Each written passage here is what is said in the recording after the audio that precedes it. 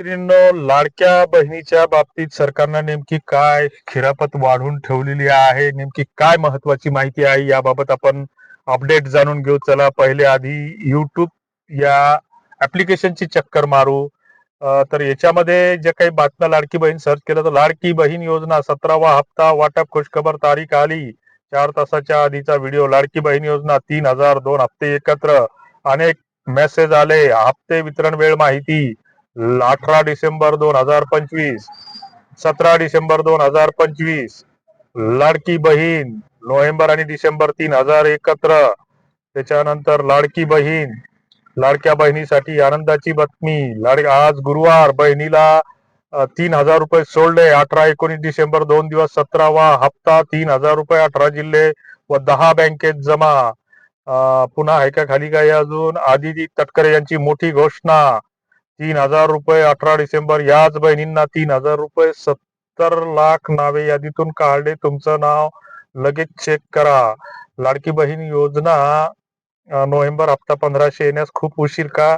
हा थोडा वस्तुस्थितीला धरून व्हिडिओ आहे. लाडकी बहीण हे एक भैताड बेलणं. याच्यावर लाडक्या बहिणीला येडं बनवत असतं. काही काही महाभाग आता ते नाचायला लागली असा व्हिडिओ कोणी टाकला नाही. हे एक दलिंदर चॅनलवाला आहे. 5वीच्या मुलीने असं काय केलं की ज्यामुळे बापाला मिळाले 2 कोटी बक्षीस. हे सगळं चुत्या बनवायचे धंदे येतं. आज 18 डिसेंबर. तर हे बघा मित्रांनो, हे जे आहे तर या लाडक्या बहिणीच्या संदर्भात ज्या काही सातत्यानं अशा बातम्या येत असतात, तर ह्या बातम्या तुमची आमची केवळ आणि निव्वळ दिशाभूल करण्यासाठी येत असतात, स्वतःचे व्ह्युअर्स वाढवण्यासाठी येत असतात. आणि याला आपण बळी पडतो याचं मुख्य कारण म्हणजे आपण असतो कुठंतरी गावखेड्यातले, ग्रामीण भागातले, 2री 4थी 5वी पर्यंत शिकलेले, फार तर 10वी शिकलेले, फार तर 12वी शिकलेले, गावातल्या शाळेत शिकलेले असतो. बऱ्याचदा कॉप्या करून पास होऊन शिकलेलं पास झालेलो असतो. आणि त्यामुळे मग आपल्याला ह्या काही घडामोडी काय घडतात आपल्या आजूबाजूला याचं फारसं नॉलेज किंवा माहिती नसते, किंवा कुठली गोष्ट आपण पाहिली पाहिजे म्हणून आपल्याला समजत नाही. असं काय होतं की या गोष्टीमुळे होतं काय की या गोष्टींना सतत जर चालना मिळत राहिली तर आपल्या कुठंतरी अंगलट येतं, गळ्यात लटकतं. कारण मग याच्यात काय होतं की आपल्या भोळेपणाचा, गरिबीचा ही लोक कुठंतरी गैरफायदा घेतात. आणि मग आता लग्न जुळत नाही तर त्याच्या नावाने कोणी अनाथ आश्रमाच्या नावाने फसवते, कोणी गरीब घरच्या मुलीच्या नावाने फसवते, कोणी विवाहाचं दुकान टाकून फसवते. हे आता लाडक्या बहिणीची सुद्धा अशी एक प्रकारे फसवणूक होते आहे. म्हणजे फसवणूक कशी होते की मग लाडक्या बहिणीला काय होते की सावित्रीबाईच्या खात्याला आधीचेच कुठेतरी 3-4 हजार रुपये जमा असतात. आणि मग ते जमा असतात आणि मग ती काढायला जाते तर ती म्हणते 3,000 रुपयाचा विड्रॉल टाका बरं, आधार नंबर देते आणि येईपी असतं ते 3,000 रुपये तिची विड्रॉल होतात. तेव्हा सांगते की बॅलन्स तुमचा 1,000 रुपये राहिलं. तिला वाटतं की पहिले 1,000 रुपये असतील आणि 2 महिन्याचे मग 3,000 रुपये आले. मग ती सावित्राबाई सांगते गोदाबाईला राधाबाई मध्ये 3,000 रुपये आले म्हणते. मग गोदाबाई राधाबाई मग हे असे व्हिडिओ पाहिले तिथे याला वाटते हिचे आले, सावित्राबाईचे माझे काऊन नाही आले. त्याला हे माहित नसते की सरकारनं अजून कोणाचेच पैसे सोडले नाही, निराधाराची पगार पण अजून आली नाही. मग ही मी काय करते की बाई तू केवायसी केली का? मग ती म्हणते नाही. मग जा बँकेतून केवायसी कर, तिथं त्या पानपट्टीवर फॉर्म भरून घे. मग तो तिथं चाकू सुऱ्या तलवारी घेऊन हे लोक कापायला बसलेले असतात, आपलीच लोक कोणीतरी. आणि मग तो काय करते, फुकटच 150 रुपये घेते, केवायसीचा फॉर्म भरते, बँकेत लाईनीत लागते. आणि मग तिथं गेल्यावर त्या बँकेच्या कर्मचाऱ्याच्या लक्षात येते की या खात्याला ऑलरेडी केवायसीचा आधार लिंक आहे, मोबाईल लिंक हे सगळं आहे. हे असं म्हणजे काही दुखणं काहीच नसतं. पण मात्र इलाज केले जातात, सलाईन लावलं जातं, इंजेक्शन लावलं जातं, रक्त तपासलं जातं, गोळ्या दिल्या जातं. अशी गत आमची तुमची सुरू झालेली आहे बऱ्याचदा.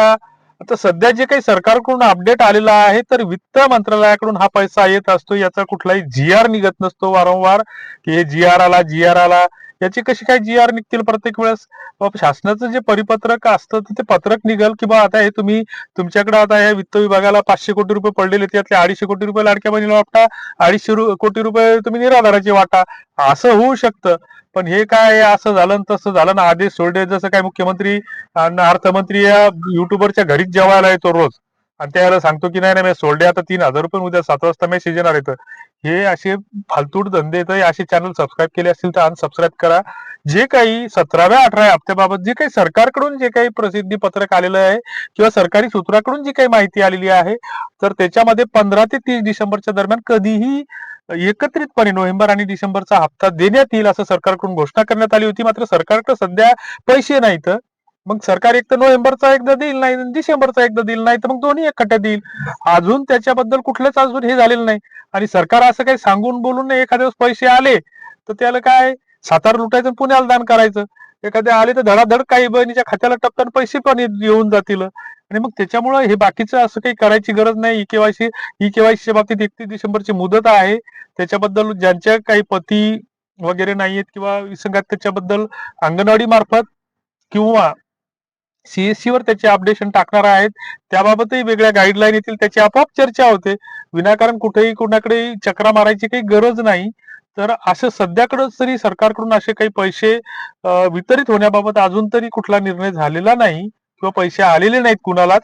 त्याच्यामुळं उगाच काळजी करू नये. सरकारने 2100 रुपयाची घोषणा केली होती, मात्र गळा फाटोस्तोवर आमच्या शिंदे साहेबांनी सांगितलं विधान भवनामध्ये की योग्य वेळ आली तेव्हा देऊ, योग्य वेळ आली तेव्हा देऊ, योग्य वेळ आली तेव्हा देऊ. त्याची योग्य वेळ कधी येईल काय माहित. आता त्यांचं 145 कोटीच्या ड्रग्ज घोटाळ्यामध्ये आता त्याच्या कुठे भावाचं का कोणाचं तरी नाव येत आहे. आता त्याचं काय होईल ते हो. तिकडे अजून काहीतरी भानगडी सुरू येतात. सरकार काय असं काय लय विषय चांगलं नाहीये. ज्याला चांगलं वाटतं तर त्या भक्तांनी थोडस आमच्या बोलण्याकडे लक्ष देऊ नये. परंतु बाकी तुम्हाला काय वाटतं ते कॉमेंट बॉक्समध्ये नक्की कळवा.